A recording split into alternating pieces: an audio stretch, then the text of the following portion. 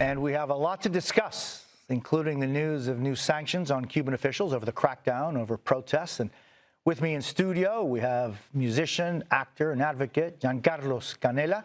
Thank you, Giancarlos, for being with us. Radio legend Enrique Santos, chairman of iHeart Latino and host of a nationally syndicated talk show with iHeartRadio. Thank you, Enrique. We're also very pleased to have Rosa Maria Payá. She's a human rights activist and founder of Cuba Decide. Thank you, Rosa Maria.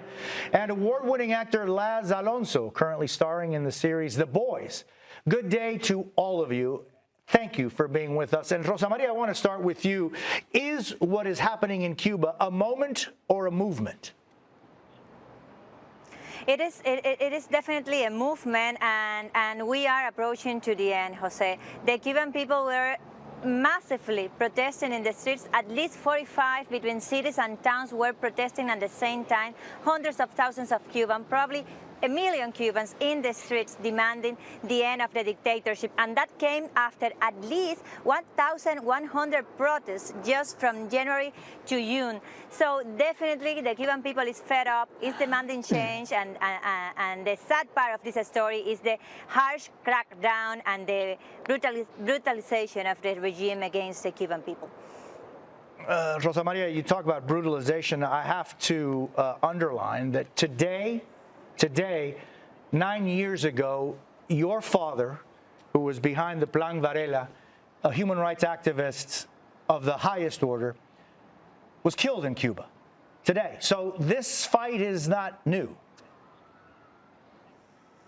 Yes, it's not new, and it's important for the world to know that this July the regime has killed again several members of the opposition and citizens, regular citizens that were in the street has been hurt. Some of them are now dead as consequences of real bullets being shot by the military, and probably thousands of Cubans are right now detained or disappear. Our numbers registered at least 627, but our numbers are very partial.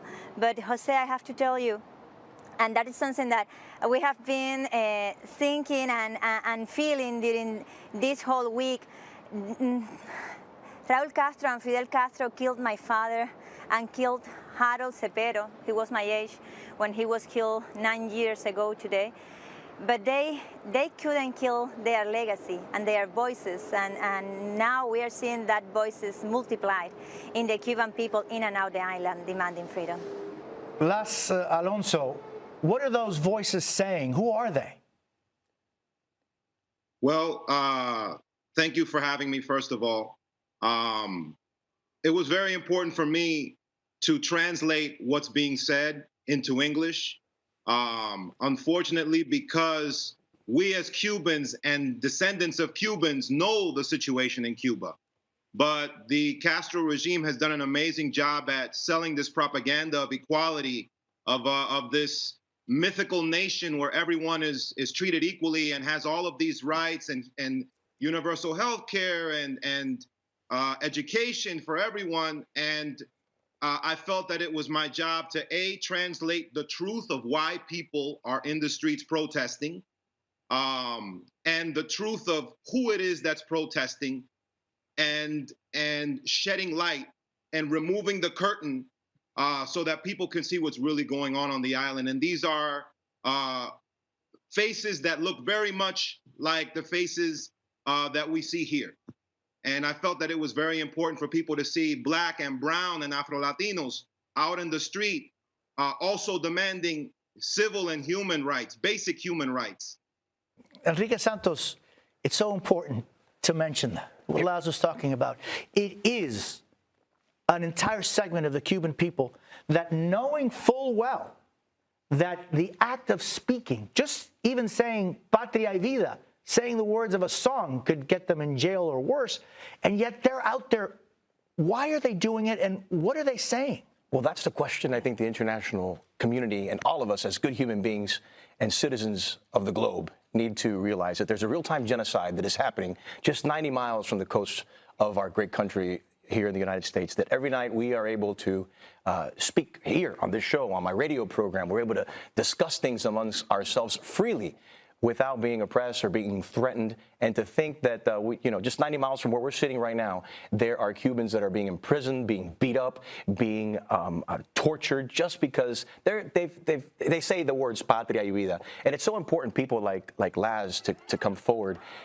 Think of the millions of Afro-Cubans that are suffering. The LGBT community. You can just go on and on and on and on. And I just do not understand how the international community stays quiet. They stay mute. Watching real time on our cell phones. It's not made up, Jose. We all see it.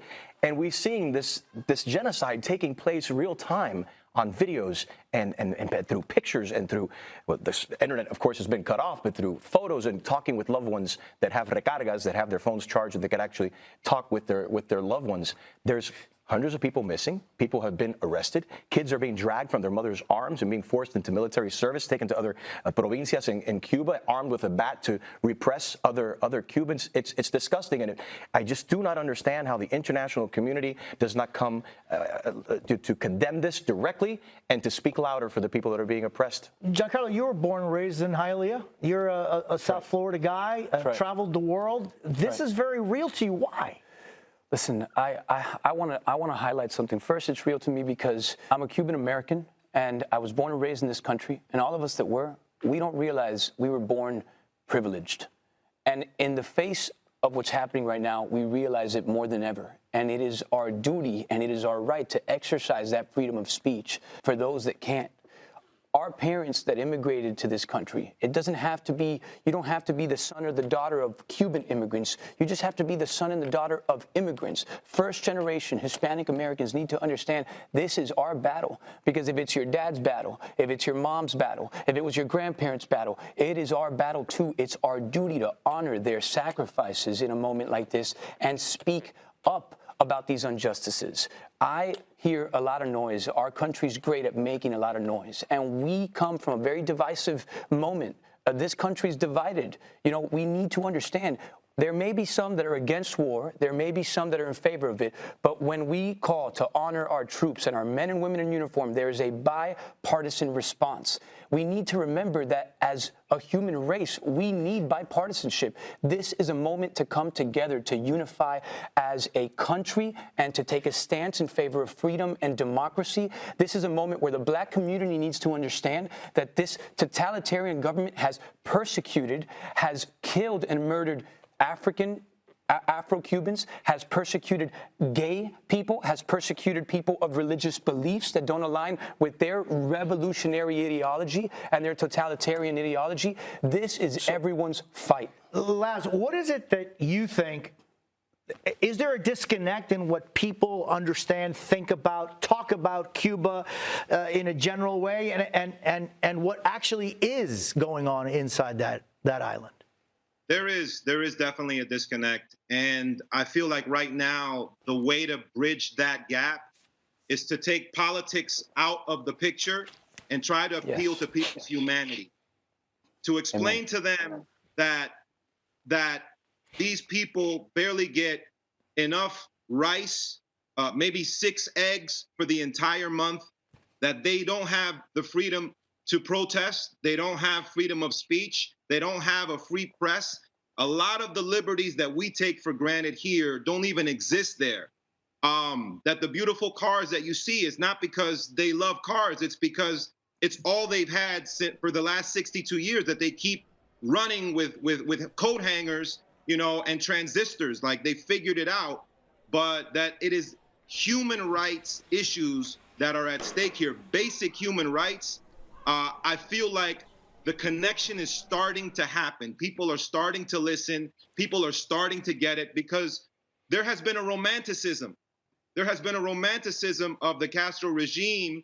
And listen, on paper, it sounds beautiful, but people need to see in actuality how ugly oppression, systemic oppression on that island is. And taking away the embargo is saying fund more systemic oppression. And I feel like when you explain it in that language, people start to get it. They start connecting what they're seeing, the images coming out of the island, with a lot of the words and the mission that they've been on here at the United States, fighting for human rights and equal rights here. They realize, oh, I get it. Thank you, Laz. Rosa Maria, as we go forward, there's been a strong response by the Cuban regime to tamp down whatever may be going on in the streets. Is there a future for the Cuban people? Is there a future for those who want change in the island? Of course, there is a future, and that future also needs the support of the international community. The Cuban people is demanding human rights. They are demanding freedom, are demanding the end of the dictatorships at the highest possible cost, which is the life. They are making their part. Now, the part of the portion of the Cuban nation that lives outside the island, we have the responsibility to make the world act. Rosa Maria Payá, Enrique Santos, Giancarlo Canela, Laz Alonso, thank you for being with us, and thank you for enriching this very important conversation. Thank you, Jose, for shedding light on this much-needed topic and human rights violation that's been taking place for way too long. Cuban people want libertad. They are desperately screaming for it at the top of their lungs. When we come back, I speak with Yotuel, the musician whose song Patria y Vida has become an anthem for Cubans in the island. Why his collaborators on the song in Cuba are now in prison.